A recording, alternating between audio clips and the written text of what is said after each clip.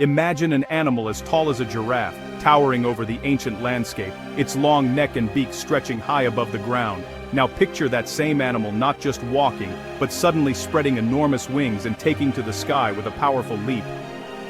This is Quetzalcoatlus North Rope Eye, the largest flying animal ever discovered, a true marvel of prehistoric evolution. Its fossils, unearthed in the dry plains of Texas during the 1970s, stunned scientists with their sheer size and unusual shape. The scale of Quetzalcoatlus forced us to rethink what's possible in animal flight, challenging our understanding of physics and biology. Named after the Aztec serpent god Quetzalcoatl, this creature was a pterosaur, a flying reptile, not a dinosaur, though it lived alongside them. Quetzalcoatlus soared above the rivers and plains of North America at the very end of the Cretaceous, about 66 million years ago, just before the age of dinosaurs ended. Early fossil finds were fragmentary and scattered, making it a real puzzle for paleontologists to reconstruct the animal's true form and lifestyle. Some initial estimates gave it a wingspan as wide as a small jet, up to 10 or even 12 meters, capturing the public's imagination and fueling wild speculation. But science is always evolving. As new fossils were discovered and research methods improved, our view of Quetzalcoatlus began to change. We now know Quetzalcoatlus was not just a passive glider, but an active predator, stalking the ancient plains for small dinosaurs, fish, and perhaps even carrion. It was one of the last and largest pterosaurs, a true titan of the prehistoric skies, dominating the air just before the mass extinction. Its story is a testament to how science uncovers the truth, layer by layer, bone by bone, as we piece together the mysteries of the past. The real Quetzalcoatlus is even more fascinating than the legend, with its unique adaptations and incredible size. Its existence challenges our understanding of biology and physics, pushing the limits of what we thought possible for flying creatures. How could something so massive, with such a huge wingspan and delicate bones, actually fly? That's the mystery we're about to explore together. Let's peel back the layers of myth, separate fact from fiction, and meet the real Quetzalcoatlus, an animal stranger and more impressive than any legend. Welcome to the world of the largest flyer that ever lived, where science and imagination come together to reveal the wonders of our planet's distant past. After its discovery, Quetzalcoatlus was shrouded in myth and speculation, its true nature hidden behind a veil of uncertainty and imagination. Early estimates gave it wingspans up to 21 meters, numbers based on guesswork and incomplete fossils, fueling wild theories about its size and abilities. It was imagined as a fragile giant, barely able to walk, spending its life soaring endlessly over vast prehistoric oceans, rarely touching land. Artists drew it as a leathery, bat-like monster snatching fish from the waves with long, awkward jaws, its wings casting enormous shadows over the water. Many believed it was a marine hunter, like a colossal albatross, gliding for days above the sea, rarely landing except to feed. Some thought it was so awkward on land it needed cliffs to take off, or risked being stranded if it ever landed on flat ground, unable to launch itself back into the air. These ideas made Quetzalcoatlus seem like a master of the air, but helpless on the ground, a creature trapped by its own size and wings. But these myths were built on limited evidence and comparisons to modern birds and bats, which only told part of the story and often led scientists astray. As more fossils were found and technology improved, almost every part of this image was overturned, revealing a much more complex and capable animal. Science is a process. Mistakes are part of the journey. Each new discovery forced experts to rethink what they thought they knew. The real Quetzalcoatlus was not a clumsy glider or a stranded giant, but a strong, agile creature, perfectly adapted to both land and sky. It was a powerful, versatile animal, nothing like the monster of early imagination, a true marvel of prehistoric evolution, capable of hunting on land and in the air. The truth was about to eclipse the myth, as science peeled back the layers of legend to reveal the real creature beneath. Let's see how pop culture got it so wrong, and how our understanding has changed with every new discovery.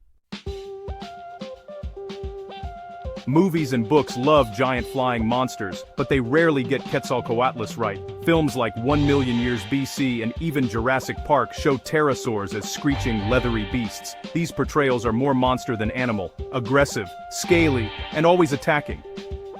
Documentaries repeated the myth of Quetzalcoatlus as an ocean glider, reinforcing outdated ideas. The image of a clumsy walker needing a cliff to take off became standard. Pop culture's version stuck, making accurate reconstruction seem strange. In reality, Quetzalcoatlus was covered in a fuzzy coat, not scales. It was a terrestrial stalker, not a sea-skimming terror. Correcting these myths is crucial. Science and art must work together to show the real animal. The truth is far more interesting than the monster movies. Let's look at what modern science reveals. Recent discoveries have completely transformed our understanding of Quetzalcoatlus, shifting its image from a terrifying monster of legend to a true marvel of prehistoric evolution. What we know now is far more fascinating than the myths that once surrounded it. Its wingspan stretched an astonishing 10 to 11 meters, still one of the largest flying animals ever, but not quite as gigantic as some of the earliest, more exaggerated estimates. Even so, it would have dwarfed any human standing nearby.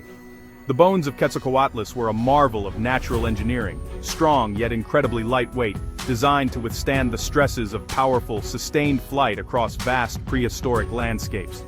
Unlike the scaly reptiles we often imagine, Quetzalcoatlus was covered in pycnofibers, a dense, fur-like coat that provided essential insulation, helping it regulate body temperature in a changing climate. This fuzzy covering gave it a surprisingly mammal-like appearance, setting it apart from the leathery-skinned pterosaurs of old science fiction.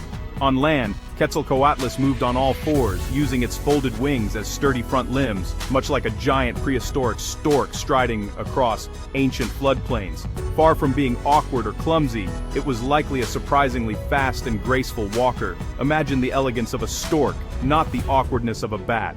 Weighing in at around 200 to 250 kilograms, Quetzalcoatlus was about as heavy as a large tiger, yet it could still take to the skies with ease. This impressive weight was made possible for flight by its hollow, air-filled bones, which kept it light enough to soar while remaining strong enough to support its massive frame.